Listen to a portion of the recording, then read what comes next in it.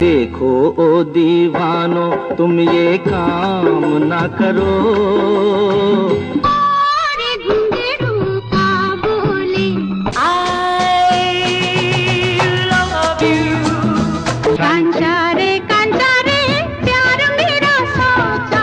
फूलों का तारों का सबका कहना है दम। फूलों का तारों का सबका कहना है।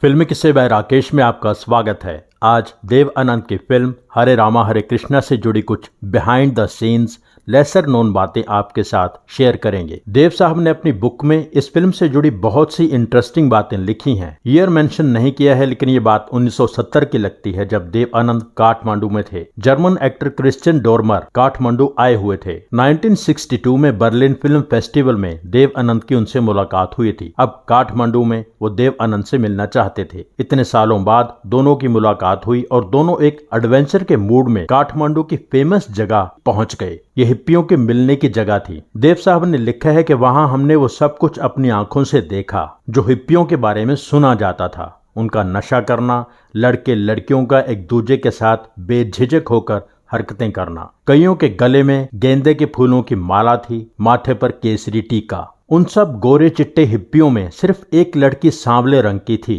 इसलिए देव आनंद का ध्यान उस पर गया। वो घास पर बैठी थी, अपने बॉयफ्रेंड के साथ सो कॉल्ड प्यार भरी हरकतें कर रही थी। पास पड़ा अपना चश्मा उठाने लगी तो एक और हिप्पी वहां से निकल रहा था। उसका पैर उस चश्मे के ऊपर आने वाला था तो लड़की बोली, बॉब मेरा चश्मा। देव आनंद को बहुत क्लियर सुनाई दिया। पता चल गया लड़की हिंदुस्तानी है। मन में सवाल उठने लगा कि ये इन लोगों में क्या कर रही है। सोल्टी होटल लौटकर देव आनंद ने बारमैन से इंक्वायरी शुरू कर दी कि क्या कोई उस ब्राउन लड़की के बारे में जानता है जो हिप्पियों की टोली में है। बारमैन जानता था। उसने देव आनंद को बहुत कुछ बताया और देव आनंद से वादा किया कि अगले दिन आपको यहीं बार में वो लड़की आपका इंतजार करते नजर आएगी। अगले दिन जब देव आनंद बार में गए तो बारमैन ने इशारा करके बता दिया कि वो लड़की उधर बार स्टूल पर बैठी है। देव आनंद ने बारमैन को टिप दी और लड़की की तरफ चले गए। पास पहुंचे ही थे कि लड़की बोली, हाय आप मुझसे मिलना चाहते हैं? देव आनंद ने कहा हाँ। लड़की ने कहा, मैं और मेरी माँ आपकी बहुत बड़ी फैन हैं। देव आनंद ने पूछा, तुम्हारी माँ कहाँ है? लड़की ने कहा, मॉन्ट्रियल कनाडा,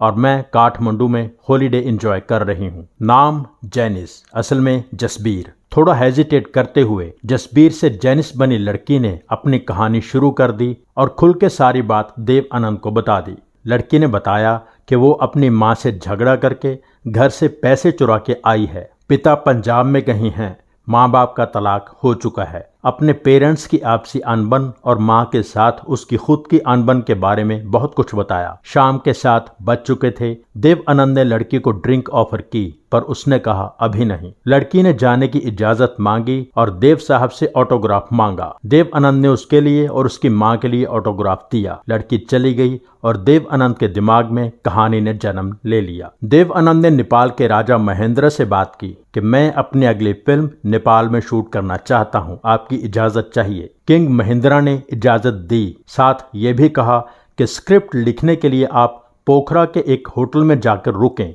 जो मेरे भाई प्रिंस वसुंधरा का है। मैं आपकी सेफ्टी के लिए एक पुलिस इंस्पेक्टर और एक गाइड आपके साथ रखूंगा। देव आनंद पोखरा के द फिश टेल में जाकर रुके। 3 दिन में उन्होंने स्क्रिप्ट का पहला ड्राफ्ट तैयार कर लिया। अब मेन कैरेक्टर निभाने के लिए लड़की की तलाश शुरू हो गई। इंडस्ट्री में कोई हीरोइन देव आनंद की बहन नहीं बनना चाहती थी। उन दिनों देव आनंद विजय आनंद की फिल्म तेरे मेरे सपने की शूटिंग कर रहे थे। उस फिल्म में उनके साथ मुमताज थीं। मुमताज की बहुत देर से इच्छा थी कि देव साहब के साथ काम करूं। गोल्डी की वजह से उन्हें तेरे मेरे सपने में देव आनंद के साथ काम करने का मौका मिला था। देव साहब मुमताज को ममसी कहते थे। मुमताज को पता चला कि देव साहब नेपाल में अपनी अगली फिल्म की शूटिंग शुरू करने वाले हैं। मुमताज ने देव साहब को अपने घर डिनर पर बुलाया। मुमताज ने देव आनंद से कहा कि मैं उस फिल्म में काम करना चाहती हूँ। देव आनंद ने मुमताज को हरे रामा हरे कृष्णा की मोटी मोटी कहानी सुनाई। मुमताज ने कहा जो लड़की भी ये रोल करेगी छा जाएगी, पर मैं ये रोल नहीं कर सकती। मैं आपकी बहन नहीं बन सकती। देव साहब ने कहा क्यों? मुमताज ने हंसकर कहा क्योंकि जब मैं आपके पास होती हूँ तो मैं ऐसा महसूस नहीं करती। दोनों हंसने लगे। डिनर हो गया। उसके बाद फिर फिल्म की बात चली। मुमताज ने कहा कि मैं कैसे इस फिल्म का हिस्सा हो सकती हूँ। देव आनंद ने कहा एक छोटा रोल और है पर ज्यादा इम्पोर्टेंट नहीं है। मुमताज ने कहा अगर ये रोल रोमांटिक है तो मैं तैयार हूँ। देव साहब ने कहा फिर मुझे अपने तरीके से पूछने दो, क्या तुम मेरी फिल्म में मेरी रोमांटिक लीडिंग लेडी बनोगी ममसी? मुमताज ने बहुत प्राउडली हाँ कर दी। इस तरह मुमताज इस फिल्म का हिस्सा बन गई। पर जसबीर अलियास जेनिस की कास्टिंग अभी भी बाकी थी। नवकेतन के पब्लिसिटी चीफ जो निर्माता निर्देशक बन गए थे अमरजीत, उनके घर पर एक पार्टी थी। अमरजीत किसी लेडी को इम्प्रेस करना चाहते थे, इसलिए उन्होंने पार्टी में देव साहब को खास तौर पर बुलाया। तभी उस लेडी को पता चलता कि अमरजीत खास इंसान है। उस पार्टी में अमरजीत ने नई miss Asia Pacific International pageant की विजेता जीनत अमान को भी बुलाया था। जिस अंदाज में जीनत ने सिगरेट निकाल के अपने होंठों से लगाई, देव आनंद ने फैसला कर लिया था कि यही जसबीर उर्फ जेनिस होगी। देव आनंद ने पूछा तुम फिल्मों में काम करने में इंटरेस्टेड हो? जीनत ने कहा अगर कोई स्पेशल हो तो। देव आनंद ने जीनत को अगले दिन स्क्रीन टेस्ट के लिए बुला लिया। स्क्रीन टेस्ट अच्छा रहा। उन दिनों देव आनंद एक American film the Evil Within की शूटिंग शुरू करने वाले थे। देव आनंद ने जीनत को भी उसमें एक रोल दिलवा दिया। पर्दे पर पहली बार देव आनंद और जीनत अमान 1970 की English film the Evil Within में नजर आए। उसके बाद हरे रामा हरे कृष्णा में दोनों ने काम किया। हरे रामा हरे कृष्णा की शूटिंग का माहौल ही निराला था। देव साहब ने अपनी बुक में लिखा है कि हर नेपाली ने उस फिल्म की शूटिंग में ऐसे मदद की जैसे ये उनका कोई अपना मिशन हो। काठमांडू से लगभग 15 किलोमीटर दूर नेपाल की बहुत फेमस जगह है भक्तपुर। शूटिंग वहां भी की गई। उस दौरान वहां थोड़े से एंटी इंडियन सेंटिमेंट्स भी थे। फिर भी जब देव आनंद ने वहां मेन स्क्वायर में मुमताज का गाना शूट किया तो गाने में डांस करने के लिए कई डांसर्स पहुंच गए। उस गाने की शूटिंग देखने के लिए इतने लोग जमा हो गए जैसे पूरा शहर ही वहां आ गया हो। 3 दिन में वो गाना पूरा हुआ। 3 दिन वहां के लोग सिर्फ मुमताज के गाने को देखने में बिजी रहे। पशुपतिनाथ मंदिर में सिर्फ हिंदूज जा सकते हैं, पर वहां मेन पुजारी ने मुमताज को भी जाने की इजाजत दे दी थी। देव आनंद ने एक दिन एक यंग मैन को देखा जो बहुत ध्यान से एक तरफ खड़ा होकर शूटिंग देख रहा था। किसी ने देव आनंद से कहा कि वो लड़का प्रिंस ज्ञानेंद्र है, किंग महेंद्र का बेटा। देव आनंद उसके पास गए और उससे कहा कि कैमरा के पास आकर देखो, नजदीक से देखो कैसे शूट हो रहा है। पर उस यंग मैन ने कहा कि मैं कोई डिस्टर्बेंस क्रिएट नहीं करना चाहता। उसने वहीं रहना मुनासिब समझा। उस दोपहर देव आनंद ने जल्दी शूट खत्म कर दिया क्योंकि हेलीकॉप्टर में उन्हें अगली लोकेशन देखने जाना था। एक हिल टॉप पर लोकेशन देख ली। होटल में आकर उन्होंने देखा कि स्क्रिप्ट मिसिंग थी। हर जगह ढूंढ ली, कहीं नहीं मिली। उस स्क्रिप्ट की कोई कॉपी भी नहीं थी, इसलिए देव आनंद बहुत टेंशन में आ गए। अचानक देव आनंद को याद आया कि स्क्रिप्ट कहाँ रह गई है जहां हिल टॉप पर लोकेशन देखने गए थे। देव आनंद बहुत टेंस हो गए। स्क्रिप्ट हवा से उड़कर कहीं भी जा सकती थी, वहां से मिसप्लेस हो जाती तो कभी न मिलती। उन्हें रात से पहले वो स्क्रिप्ट वहां से उठानी थी। जो हेलीकॉप्टर देव आनंद यूज कर रहे थे वहां सिर्फ वही अवेलेबल था और वो यूनिसेफ वालों का था। देव आनंद ने कहा वह हेलीकॉप्टर दोबारा चाहिए। पता चला पायलट अवेलेबल नहीं है। अचानक देव आनंद को शूटिंग देख रहे प्रिंस ज्ञानेंद्र की याद आई। काठमांडू में यूनिसेफ के हेलीकॉप्टर के अलावा सिर्फ एक हेलीकॉप्टर था किंग के पास। देव आनंद ने अपनी बात पहुंचाई और बहुत कम समय में देव आनंद के लिए रॉयल हेलीकॉप्टर तैयार था। देव आनंद उस हेलीकॉप्टर पर दोबारा हिल टॉप पर पहुंचे।